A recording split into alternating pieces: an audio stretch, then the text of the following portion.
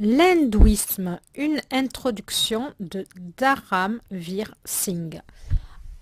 Bonjour, vous êtes bien sur quel livre lire? Alors aujourd'hui, voilà, je vous parle d'un livre qui s'appelle L'hindouisme, une introduction. Et je l'ai trouvé vraiment très bien ce livre parce que j'ai déjà eu des livres sur l'hindouisme que je trouvais très compliqués. Là, c'est simplement expliqué. Il y a une page avec le dessin d'une déesse et avec sur la page de droite, ça vous explique le symbole et ce que représente la déesse. Alors dedans, on apprend par exemple que Bouddha, c'est une réincarnation de Vishnu et qu'après, il y a une autre incarnation de Vishnu qui doit arriver, qui s'appelle, ça y est, je sais plus, je le trouve pas, Kasnya, ou je sais plus comment il s'appelle. Euh, bon, je...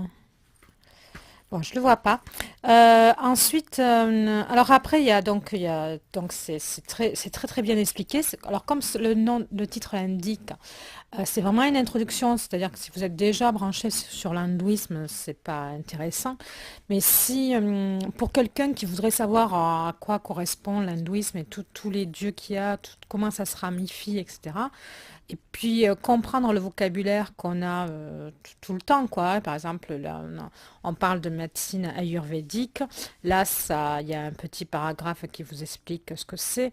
Voilà. Et à la fin, vous avez du vocabulaire, vous avez les symboles des couleurs, vous avez les chakras, mais c'est expliqué de façon très succincte.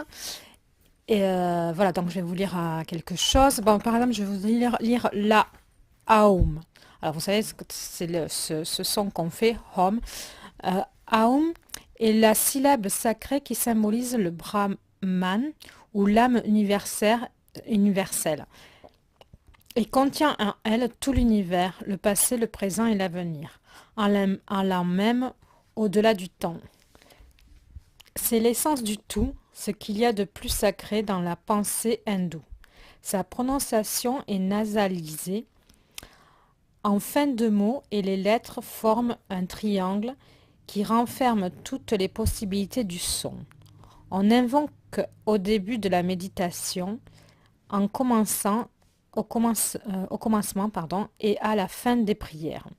Pendant la pratique du yoga aussi, donc on dit Aum à tous les moments de fait où l'être est imprégné de la pensée du Brahman. Voilà, alors voilà, voilà, c'est assez court, vous voyez, puis alors chaque fois, ça vous met des explications. Il y a un texte assez long qui parle du Gange, que j'ai trouvé très intéressant. Il y a, voilà, là, ça vous dit karma, voilà, c'est des mots qu'on emploie, alors qu'on ne sait pas trop. Le karma est un concept fondamental de la spiritualité hindoue. Selon la loi du karma, chaque action ou pensée, bonne ou mauvaise, produit des effets correspondants, leur somme décidant du devenir de l'individu qui soit s'interrogera au cycle qui soit s'intégrera pardon, au cycle infini des transmigrations, soit en sera soustrait pour atteindre la délivrance suprême. Le moksha, comment ça se dit ça? Moksha. Il y a trois types de karma. Le parabdha karma, les karmas passés qui influencent le destin de l'être dans cette vie. Le sanchita, la somme totale des karmas accumulés dans les vies passées. En accomplissant de bonnes actions, l'individu peut rétablir l'équilibre en sa faveur. L'agami, ce sont les karmas de cette vie qui auront leur effet dans cette vie ou dans les vies suivantes. Le meilleur karma est celui qui est accompli sans penser aux fruits de l'action. Le nishkama karma, étant consacré à Dieu ou à l'humanité. Voilà, vous voyez, c'est assez court. Bon, excusez-moi pour l'accrochage des mots. Voilà, je vous laisse un lien avec les références de ce livre qui a de belles images. Je ne sais pas s'il sera, s'il est réédité.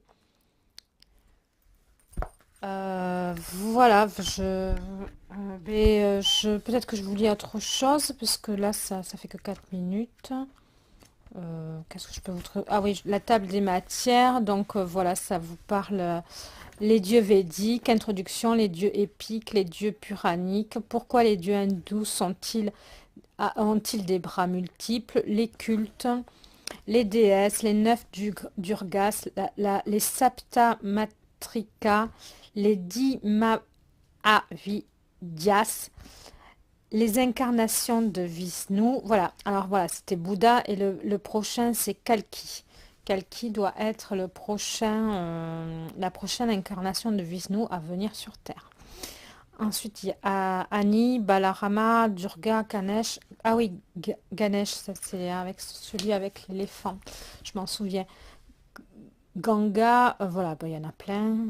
Les divinités des jours de la semaine, parce qu'il y a, voilà. Après, dans les divers, on vous parle des arbres et des plantes sacrées, de l'Atman, des couleurs, des chakras, de la condition féminine, du fleuve sacré.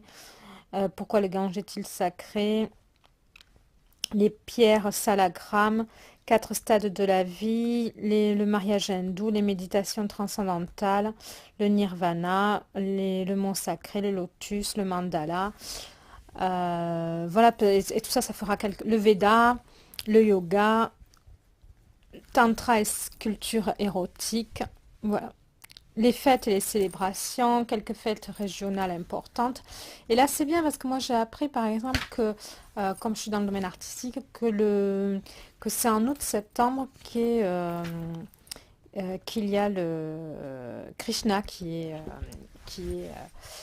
un peu le dieu au niveau artistique qui est célébré pendant 2 mois. Voilà, écoutez, je vous souhaite une bonne lecture et puis une bonne initiation à l'hindouisme.